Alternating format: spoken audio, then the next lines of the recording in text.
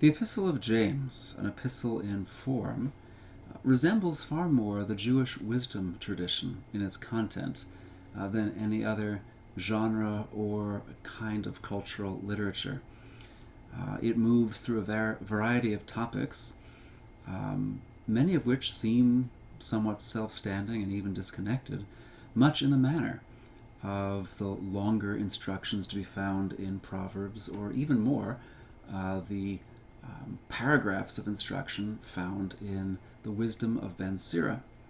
The Wisdom of Ben Sira is a text that is included in the Old Testament of Roman Catholic and Eastern Orthodox communions, but not found in the Old Testament of the Protestant churches or in the Hebrew Bible of the Jewish synagogue. That notwithstanding, Ben Sira, Yehoshua Ben Sira, was a very important voice in early Judaism and continued to be honored as such well into the rabbinic period. It is likely that James, growing up in Judea at the turn of the era, and even perhaps more so after becoming the leader of a Jewish sect centered in Jerusalem itself, would have been familiar with the teachings of Ben Sira. This is not to say that he necessarily read the scroll of Ben Sira or would have known that certain material that he had accepted, adopted, incorporated came originally from this particular Judean sage. But it is to say that he was well placed to have learned through whatever venue some of the content that is also found in the work of this much older Jewish sage and teacher. Yehoshua ben Sira was the teacher, the head, of a school in Jerusalem, probably active between about 200 or 210 BC and 180 BC. He catered mostly to the elite in Jerusalem and perhaps the surrounding cities.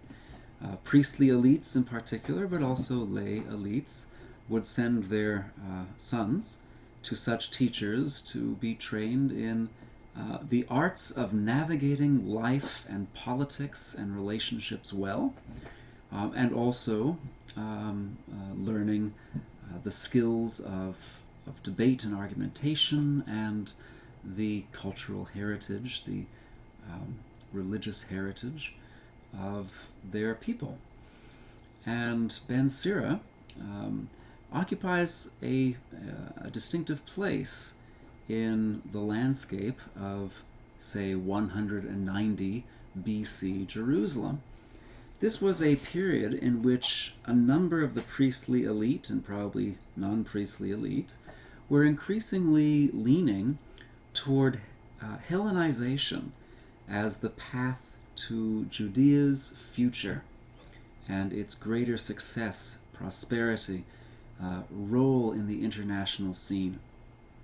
Just a few years, or perhaps a decade after Ben Sira's retirement or death, these Hellenizing, progressive elites would take over the government, in effect, and set aside the Torah as the political constitution of Jerusalem in favor of a Greek constitution, patterned after the constitution of Athens. This move would, of course, make it easier for Judeans to integrate Gentiles, Greeks and Syrians, other elites, into their city and make themselves more attractive to such people, which they regarded as a major step forward for putting Jerusalem on the maps of international trade and even international influence. Ben Sira, however, when this tide was still just gaining momentum, sought to place some speed bumps or perhaps even stoplights in the way of its progress.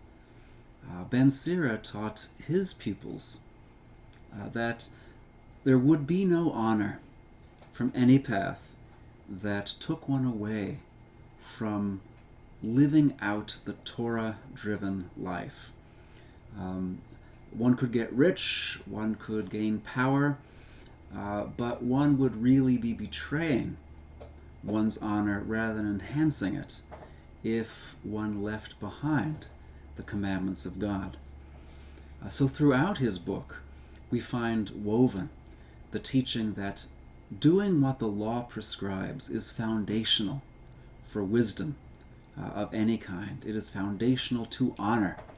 And indeed, it is more honorable not to get ahead and to remain in relative obscurity, but to keep God's covenant than sacrificing such covenant keeping to try to make one's way in the Gentile world, compromising one's loyalty to God.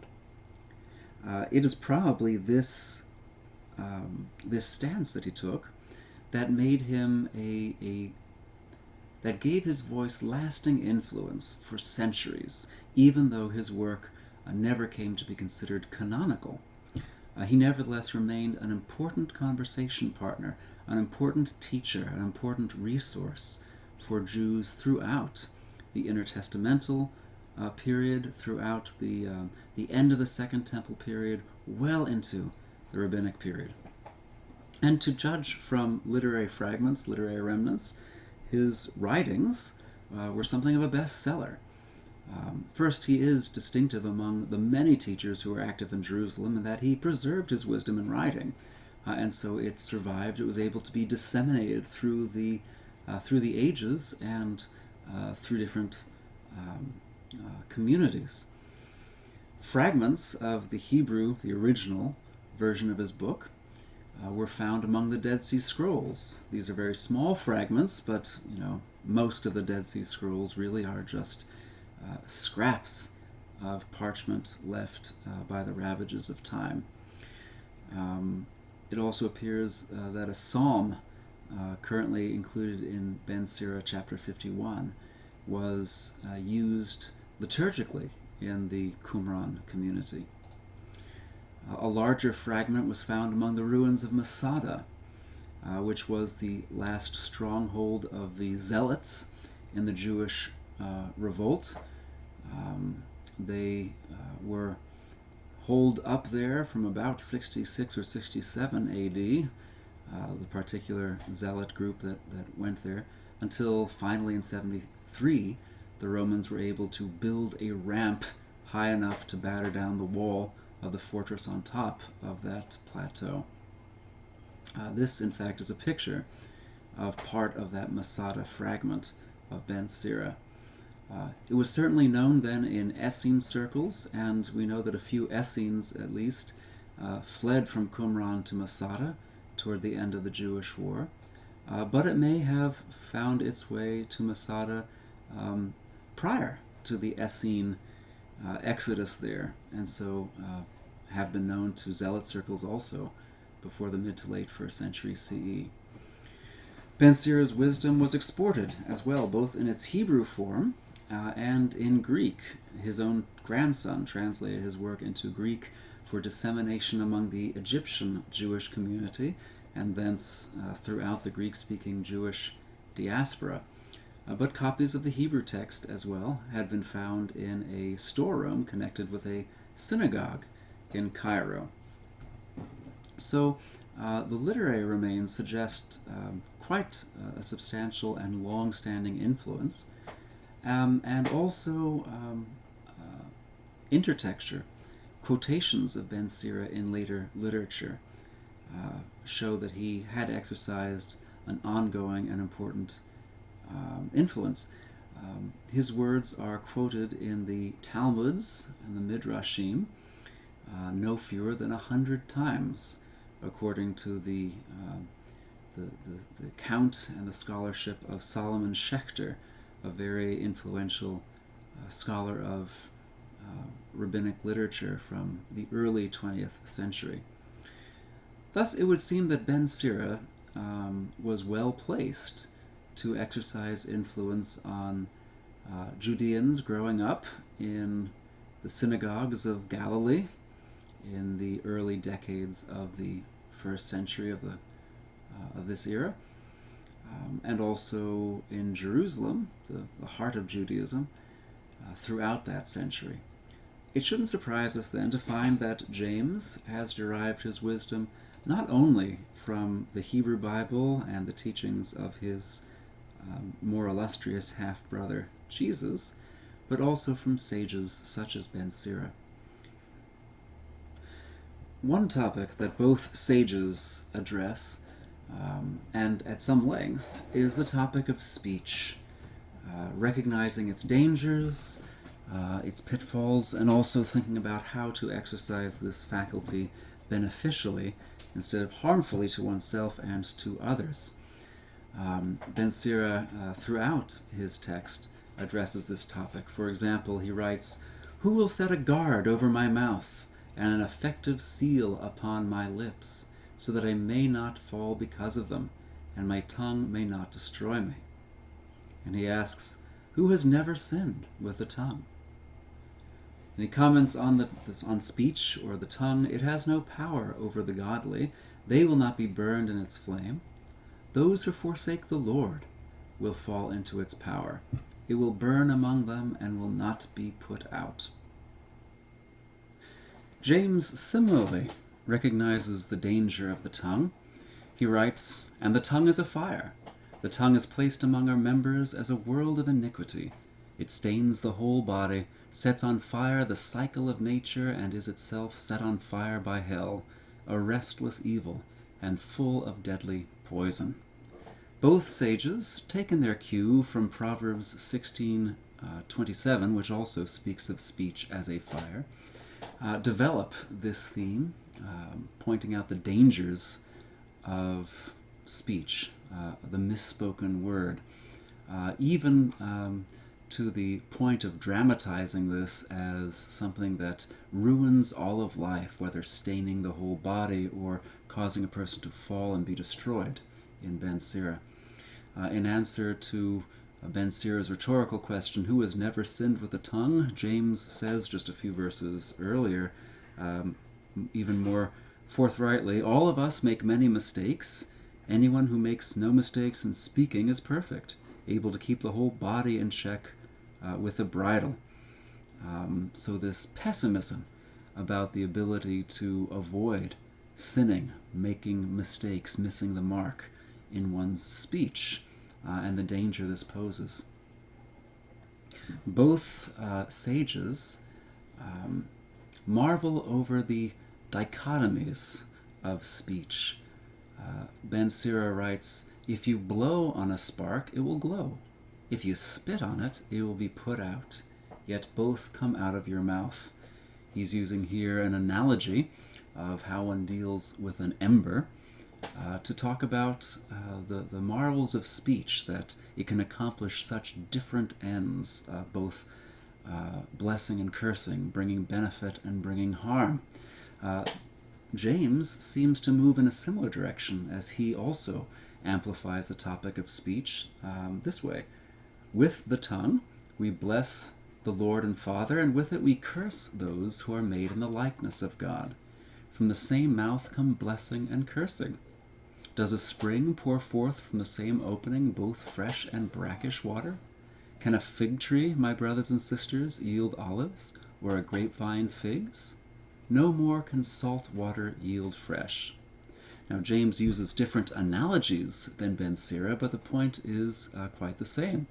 It is ironic and, in some ways, unnatural and wrong that two such different things can come from the same source. The speech, the tongue, should not produce both blessing and cursing. It should simply produce blessing and bring benefit.